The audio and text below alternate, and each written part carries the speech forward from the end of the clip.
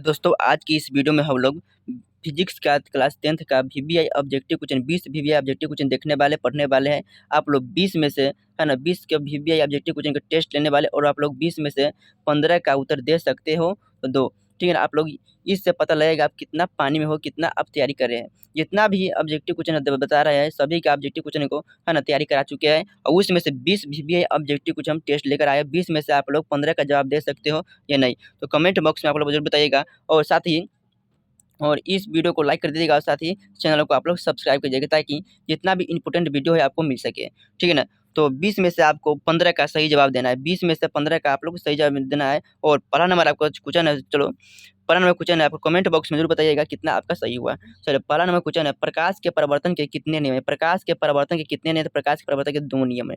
प्रकाश के परिवर्तन के 2 नियम है, आप लोग याद रखिएगा 2 नियम है। चलिए, किस दर्पण का 12 प्रतिबिंब आता है? किस दर्पण का 12 प्रतिबिंब आता है? तो 12 प्रतिबिंब अवतल दर्पण का मानता है। ऑप्शन नंबर बी बिल्कुल सही आंसर हो जाएगा। ऑप्शन नंबर बी बिल्कुल सही, यहाँ पर अवतल दर्पण का 12 प्रतिबिंब बनता है। गोलीय दर्पण है ना, गोलीय दर्पण में फोकसांतर एवं वक्रता त्रिज्या के बीच का संबंध है। तो फोकसांतर एवं वक्रता त्रिज्या के बीच का संबंध होता है एफ बराबर है ना, एफ बराबर r/2। एफ बराबर r/2, तो ऑप्शन जो है एफ बराबर r/2 बिल्कुल सही आंसर हो जाएगा। चलिए अगला क्वेश्चन देखते हैं।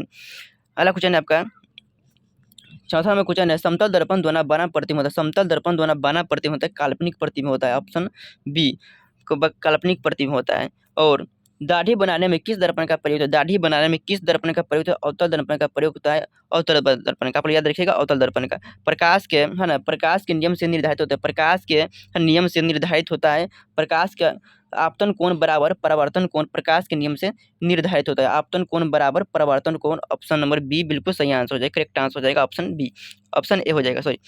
किस दर्पण की फोकस दूरी है ना, किस दर्पण की फोकस दूरी उसकी वक्रता त्रिज्या की है? वक्रता त्रिज्या की आधी होती है कि अवतल दर्पण की फोकस दूरी उसकी उसकी वक्रता त्रिज्या की आधी होती है। ऑप्शन नंबर यहाँ पर याद रखिएगा आधी होती है अवतल दर्पण।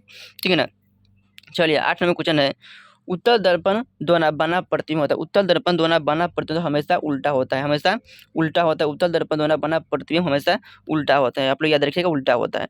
मोटर है ना, मोटर गाड़ी के चालक के सामने लगा होता है। मोटर गाड़ी के चालक के सामने उत्तल दर्पण लगा होता है। ऑप्शन बी हो जाएगा, उत्तल दर्पण लगा होता है। आप लोग जरूर बताइएगा 20 में से आप लोगों कितना सही कि 20 में से आपको 15 सही करना है। 20 में से यदि आपका 15 से कम आता है तो आप लोग को अच्छा से तैयारी नहीं, अच्छा से तैयारी करने के लिए है ना आप लोग मेहनत करना पड़ेगा। तो 20 में से आपको 15 आपको सही करना है, 15 आपको सही करना है, 15 से कम नहीं। तो चलिए, मोटर गाड़ी के चालक के सामने लगा होता है उत्तल दर्पण। चलिए, प्रकाश की तरंग का उदाहरण है। प्रकाश तरंग का उदाहरण है, प्रकाश तरंग का उदाहरण है विद्युत चुम्बकीय तरंग का। विद्युत चुम्बकीय तरंग का ऑप्शन बी हो जाएगा, याद रखिएगा। सोलर कुकर में व्यवहार किया जाता है। सोलर कुकर में जो है व्यवहार किया जाता है, और सोलर कुकर में व्यवहार किया जाता है तो उत्तल दर्पण का, सॉरी अवतल दर्पण का व्यवहार किया जाता है। सोलर कुकर में अवतल दर्पण का व्यवहार किया जाता है। किस दर्पण का उपयोग सामान्यतः वाहन के पश्य दृश्य दर्पणों के रूप में किया जाता है। पश्य मतलब पीछे के दृष्टि पीछे को देखने के लिए किया जाता है। तो पीछे के देखने के लिए किया जाता है उत्तल दर्पण का। ऑप्शन जो है सी बिल्कुल याद रखिएगा, उत्तल दर्पण का किया जाता है। प्रकाश की किरणें गमन करती है, तो प्रकाश की किरणें गमन करती है सीधी रेखा में। प्रकाश की किरणें गमन करती है सीधी रेखा में, आप लोग याद रखें सीधी रेखा में। निर्वात में प्रकाश की चाल होती है, तो निर्वात में प्रकाश की चाल 3 × 10⁸ मीटर प्रति सेकेंड होता है। मीटर प्रति सेकेंड याद रखिए, मीटर प्रति सेकेंड होता है। चलिए अगला क्वेश्चन देखते हैं। निम्नलिखित में से कौन उत्तल दर्पण की फोकस दूरी उसकी वक्रता त्रिज्या की है ना, वक्रता त्रिज्या कितना है 32 दिया गया है, तो उसकी वक्रता त्रिज्या 32 दिया गया है। तो फोकस दूरी बराबर सूत्र होता है ना, फोकस दूरी बराबर सूत्र है एफ बराबर r बटा है ना 2 होता है। आर का मान कितना है 32 दिया गया है, तो 32 बटा है ना 32/2 यदि काटेंगे 16 हो जाएगा। तो 16 प्लस में कि माइनस में, तो उत्तल है तो प्लस में हो जाएगा, लेकिन अवतल आता है तो माइनस होता है। उत्तल दिया है तो प्लस में होता है। ऑप्शन जो है सी हो जाएगा, प्लस में 16 सेंटीमीटर। चलिए अगला क्वेश्चन देखते हैं। निम्नलिखित में से है ना, निम्नलिखित में से किस दर्पण की फोकस दूरी धनात्मक होती है? तो धनात्मक किस दर्पण की फोकस दूरी होती है? तो धनात्मक उत्तल की होती है और ऋणात्मक अवतल की होती है। तो धनात्मक पूछता है तो उत्तल लगा देंगे। चलिए अगला क्वेश्चन देखते हैं। प्रकाश के अपवर्तन के कितने नियम? तो प्रकाश के अपवर्तन और प्रवर्तन के 2 नियम हैं। प्रकाश के अपवर्तन और प्रवर्तन के 2 नियम हैं।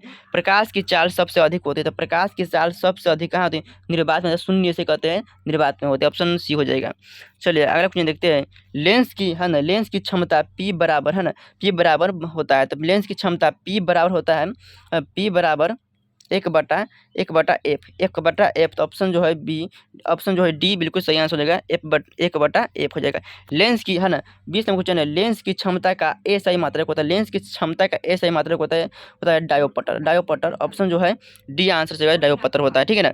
डायोप्टर ऑप्शन जो डी आंसर बिल्कुल सही आंसर हो जाएगा। तो चलिए आप लोग बताइएगा 20 में से आप लोग कितना सही हुआ? 20 में से 15 सही करना था, तो 20 में से आप लोग कितना सही करिए आप लोग कमेंट बॉक्स में, है ना, कमेंट बॉक्स में जरूर बताइएगा। और इस चैनल को, है ना, पहली बार आए हो तो चैनल को अभी तक सब्सक्राइब नहीं किए तो चैनल को आप लोग सब्सक्राइब कर लेते हैं। जय हिंद, धन्यवाद, मिलते हैं अगली क्लास में, ठीक है ना।